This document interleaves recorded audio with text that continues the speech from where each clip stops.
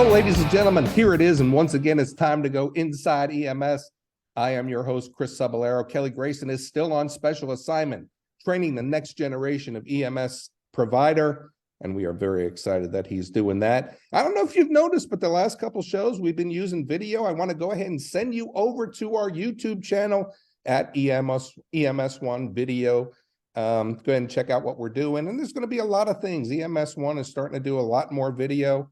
And we want to be able to send you and give you some great resources as you go over there. So, you know, today's topic, you can see, I mean, Kelly Grayson isn't here, but I got a great guest. He's sitting in the co-host chair, but we are really going to pick his brain. You know, there's a classic book out there called Moby Dick, right? And in this book, Moby Dick, Captain Ahab is looking for his great white whale.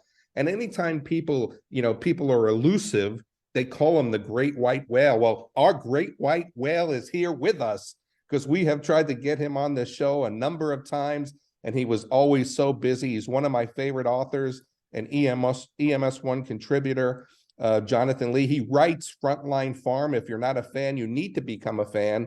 But Jonathan Lee is a critical care medic in Toronto, Canada, with over 25 years experience in 911, critical care, aeromedical, and pediatric critical care. He is currently delivering Kinder Medic, a program he developed to improve the confidence and competence of pre-hospital providers caring for the acutely ill child. Jonathan, I want to thank you for joining us on Inside EMS. Thank you, Mr. Chris. How was that for an introduction, man? I mean, on your first show, you get this introduction. So, you know, as I said, yeah, we've been fans. Kelly and I are fans of yours, and you always seem to come up with great topics. You always seem to come up with things that make us think. We've talked about your articles on the show a few times, and now you're here to talk about one of the latest ones you did. It was done on April 17th. If you haven't read the article, Research Analysis, Midazolam versus Morphine. Should we be using midazolam instead of morphine in congestive heart failure? There's been a lot of changes in congestive heart failure treatment over the years, where we really kind of went away from the pharmacological side and started to use more CPAP, BiPAP. But now you're bringing us back to the pharmacological side with this research. Tell us a little bit about this study, Jonathan, and how you got involved or how you came across it. It's the Frontline Farm article for EMS1 has me sort of attuned to the all the new pharmacology evidence. I'm a big evidence-based person, man. I am huge when it comes to following the evidence. And there are a couple of sort of big, important keys that I always think about when I think about evidence, is that we use words like evidence and research and literature. We use them interchangeably, but they don't mean the same thing, right? Just because it's written down somewhere or because you read the abstract, you know, and with all the social media stuff out there, to me, it's important to find out what the evidence actually says, right? Is it a good article? Was it a bad article? It worked really well in 3 people, or it worked really well in 30,000 people, right? Those kind of things are important. And then we need the evidence, like you alluded to sort of move us away from that dogmatic treatment. I've been doing paramedicine for years, and I know that a lot 25, of things. We read it. 25.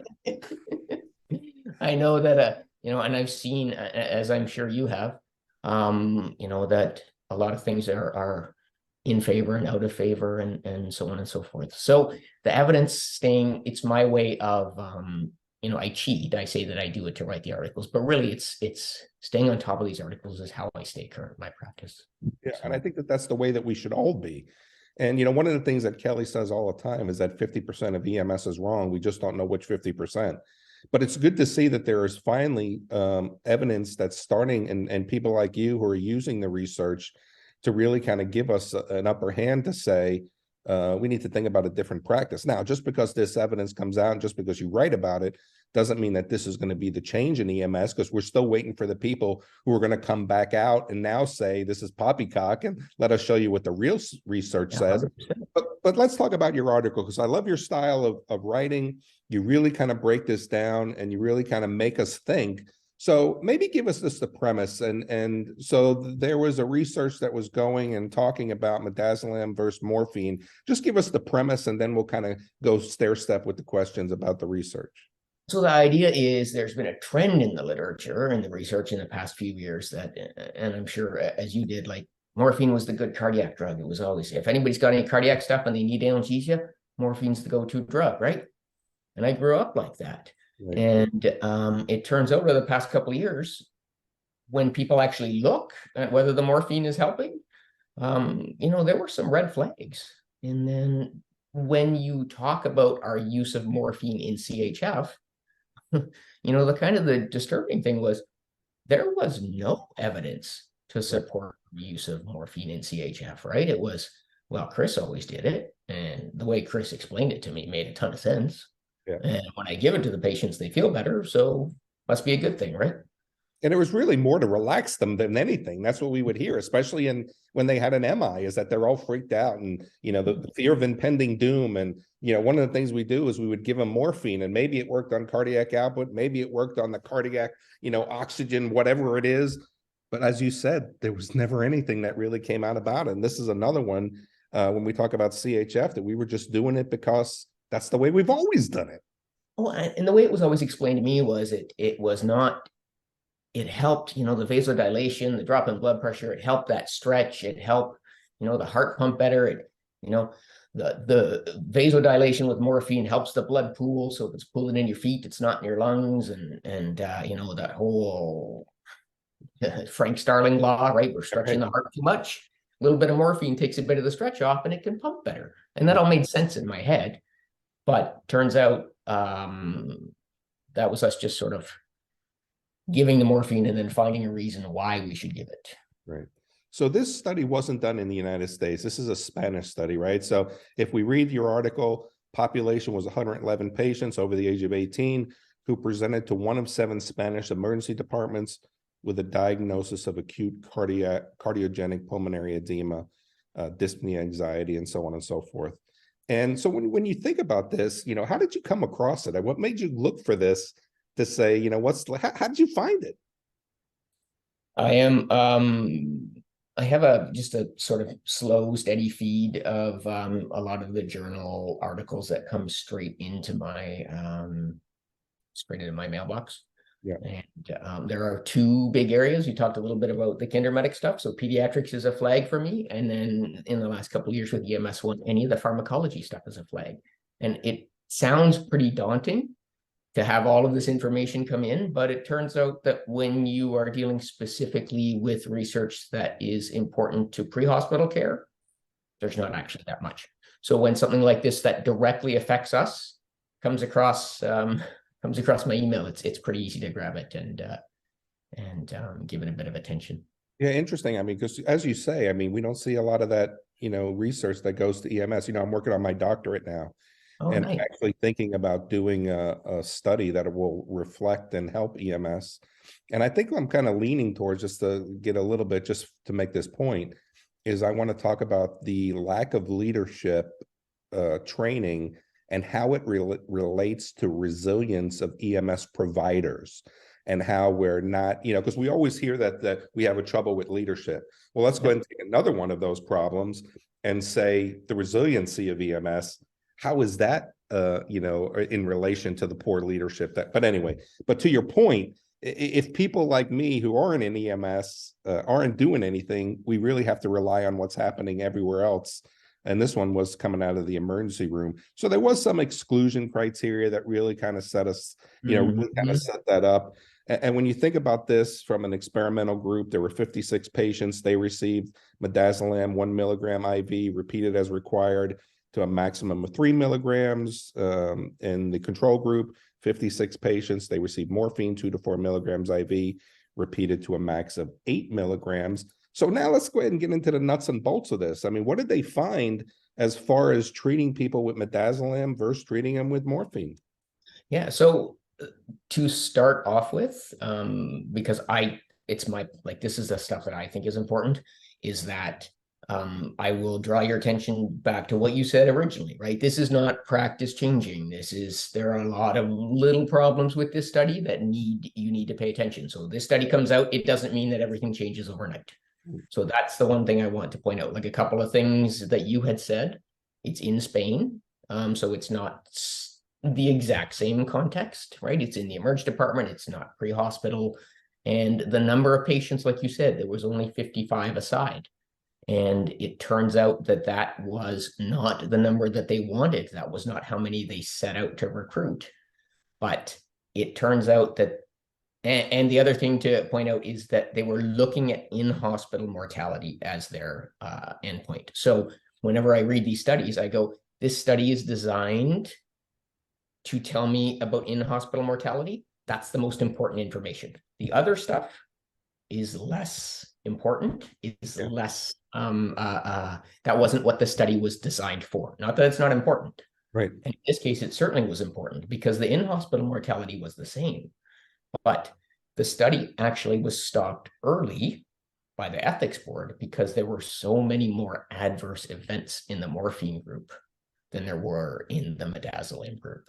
And I find that interesting because this is the way we've been treating it for decades, right? Mm-hmm. And now is it just coming to light that we may be doing harm to these patients? I mean, so when you talk about these adverse effects, what were they seeing? Yeah, it's funny, right? So the whole theory was, is it like you said, we give them a bit of morphine and they just, it reduces their anxiety, it makes them feel better. And that's the benefit that we saw. That's the reason why they picked midazolam, because they said, okay, the midazolam will help. And it also makes the study better. Because if I give you saline, you know that it's not morphine, right? So it's hard to hide that. So the midazolam makes it reasonable because you get that anxiety reduction, but you don't get all the hemodynamic side effects that you do with morphine. And it turns out that the adverse events were related a lot to those hemodynamic side effects, not what you would think, right? My first thought was morphine's going to put everybody to sleep. They're going to throw up, they're going to vomit, they're going to aspirate. It's going to be a SAT problem. It's going to be, it was all hemodynamic stuff. There was, for the most part, the adverse events were at least double in the morphine group. And it was heart attacks, it was atrial fib, and it was shock. Yeah. And I just want you to know, I mean, instead of taking morphine for this show, I actually took midazolam just to see. So I was kind of for myself. So I am feeling. I'm going to tell you what I learned, Chris, in 25 years. All the world's problems are one of two things: overdosing or underdosing. So if the midazolam's not working, maybe take a bit more or a bit less, and the show will go better, right? So interesting. So let's talk about this and let's have a discussion about it. So when we think about this, and you do a great job of you always have the same formats in your article, which I think really makes us think, right? Here it is. Here's what we did. Here's the, when you talk about research, here's what it looked like. Let's go ahead and talk about it now. So let's do that. And when we think about this, as you mentioned, 111 patients being overseas, someone's going to have to pick this up in the United States. And then there's going to be people that are going to, bring a study the other way that shows morphine is the golden, is the golden drug in congestive heart failure. I still think with our BiPAP in the ambulances, we're doing a better job of treating congestive heart failure. And we actually have people talking by the time we get them to the hospital instead of being exacerbated. So I don't even know if pharmacology is going to be the wave of the future when it comes to treating CHF. So what does this do for us now? I mean, we got a little bit of information here, Jonathan. So what? Big deal. Now what? Oh, it makes me shudder to think all the people who I put on ventilators with CHF before we had CPAP and BiPAP. So what does it mean? It means you need to, everything in your practice, if you sort of look inside my head, everything in my practice, that's probably a better way of putting it, is the balance of risk and benefit, right? So if I give you morphine, what is the best thing that could happen and what is the worst thing that could happen? And if I don't give you morphine, what is the best thing that could happen and what is the worst thing that happens? So what I think this does is skew the balance of risk and benefit when it comes to morphine in congestive heart failure. One of the things that the authors wrote quite clearly in their conclusion was that the early administration of nitrates and diuretics and things like CPAP are probably the safe way to go, Right. and don't carry the adverse event profile that something like morphine does. So I'm not telling you that never to give morphine to somebody who has CHF. I am telling you, if you give morphine to somebody who has CHF and something bad happens, it just got a lot harder to defend that decision. Yeah, and how do we flip that coin as to it got worse on its own, or we were the ones who made it worse, right? But I gotta think, man, even though with 56 people, is there enough for somebody to say, we got to look at this more? We may have to take this out of the formulary when it comes to congestive heart failure. And to be honest with you, with CPAP, BiPAP being used in the ambulances, we've probably gotten there already. But again, there's no real proof to say good or bad. Yeah, so I think what it does is two things. So for me, the one who's in the ambulance, this study makes me say, yeah, you know what? The last 3 CHF guys I gave morphine to threw up. Maybe that didn't really help, especially with the CPAP. So that study, like I said, this study makes me it makes the risks of giving morphine higher.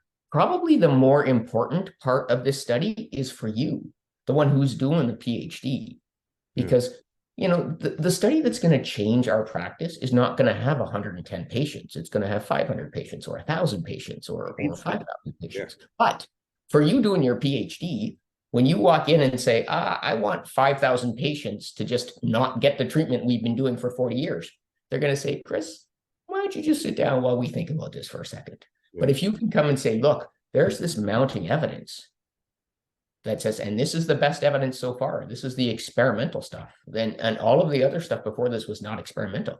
This is what gives you the juice to give that big practice changing study. So that is not just the trend for providers who need to pay attention to that, but also it gives the ammunition for you, the PhD researcher, to find us the answers. That's your job. I'll take care of the patients. You got to find me the right answers, man. Well, I'll give it a go, man. I'll try to figure it out. But I do want to touch a little bit about the work you're doing as well, because you're an expert not only in pharmacology. I'm gonna call you the master Jedi of pharmacology. But don't roll your eyes at me. I'm the host, for Christ's sake. But you're an expert also in pediatric critical care, and you do speak around the United States, the North America, on pediatric care. You have Kindermedic. Kindermedic, I'm sorry. Except for medics. Yeah, so let's talk about it. I mean, tell me a little bit about the work you're doing, and let's spotlight your work. So I think you should come and take my Kindermedic course before you do your PhD, because here's my thought. We came through 10 years of me doing just kids. It was an amazing opportunity, right? And it led me to believe that regardless of who you are, paramedic, nurse, doctor, whoever, you're good at what you do. It doesn't matter if you're a doctor or a medic or a nurse. If you never take care of cardiac patients, you're probably going to do a lousy job taking care of cardiac patients. And the same thing goes with kids. So I was pretty lucky to have this opportunity to just focus on taking care of kids. And then I also had the opportunity to realize that as medics, we are kind of the little offshoot of surgeons and a little bit later emergency medicine, right? That's where our lineage comes from. And the way they do pediatrics is very different than the way pediatricians do pediatrics. So I had the opportunity to learn how to do pediatrics from pediatricians, and it was different. Yeah. So the training came out of, it's funny that you were talking about your PhD thesis idea, that I haven't met too many medics who aren't scared of kids. And, the whole idea of, stress leaves and PTSD, it's pretty ubiquitous up here. There's been, legal challenges and legal changes, and it's this big push for awareness. And a lot of them, anecdotally at least, can be centered around kids. And one of the psychologists that I work with up here says that resilience, real resilience, comes from confidence and competence. So, that not that there isn't value in the other self-care things and that kind of stuff, but if you are doing stuff that you're good at, that's not usually the stuff that upsets you, right? It's the one-offs. It's like, I should have been better at this. I don't do kids very often. You know, there's so many medics who are scared of kids and it's in their head that I took the time to develop a pediatric course that has the same sort of slant that my pharmacology articles do, which is I want it grounded in good, hard science. Yeah. I want to teach you the 20% of the things that you're going to use 80% of the time, Yeah. right? Tell you, you know how to do this stuff. I'm going to give you the little, tweaks that make it good and work for kids. So that is my approach to it. Yeah, I think that's really cool. So you have a course that you've developed? Yeah, I do course. I Tell do a us lot a little bit about the course. It's evidence-based, so I'm a little disappointed in that I'm up here in Canada, which is where I do a lot of my teaching, and I pulled a lot of the needs assessments from the work done by EMS for Children out of the States. So they did a bunch of needs assessments. I basically took all the evidence that surrounded paramedics and how they feel about, and I use the word paramedic, EMT, all the pre-hospital stuff, and said, what do paramedics worry about when it comes to kids? And it turns out it's airway, it's access, and it is newborn resuscitation. So I just built a course around that. Very cool. Very evidence-based, the 2 or 3 things you need to know about each, and then add my sort of view on important parts of how to manage stress, how to manage families, how to manage all of those things that really are what get in paramedics' way. We're good at medicine. It's the other soft stuff that kind of gets in our way sometimes, and we get in our own heads. And if I can help you get around that, then I'm happy. Sounds very cool, man. I like to take it. So let me know when it's coming up. I'm going to jump in there and check it out. I used to be the chair of the EPC course for NEMT. I used to do a lot of work with EMSC. And one of the things I talk about even in my leadership lectures is what's the number one call that gives the EMS provider the most trepidation? And everyone will say pediatrics. And I say this, and I want everyone to know this. For one, if we know that that's a weakness, what are we doing to make it a strength? Are we just hoping that we'll never get a mother that hands us a 3-month-old that's in cardiac arrest? That hope isn't a strategy. But even more importantly, as an EMS leader, if I know that my workforce has trepidation on dealing with pediatrics, what am I doing to help them make that a strength? Because if a mother does hand them a 3-month-old in cardiac arrest, and that's the time they don't feel comfortable with that arrest, I'm just as culpable as they are.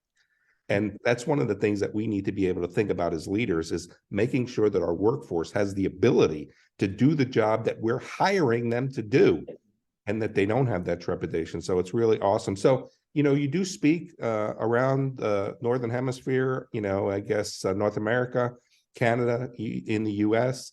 If folks want to get in touch with you and find out more about your course, find out more about your ability to come and speak for them, what's the best way they could reach you?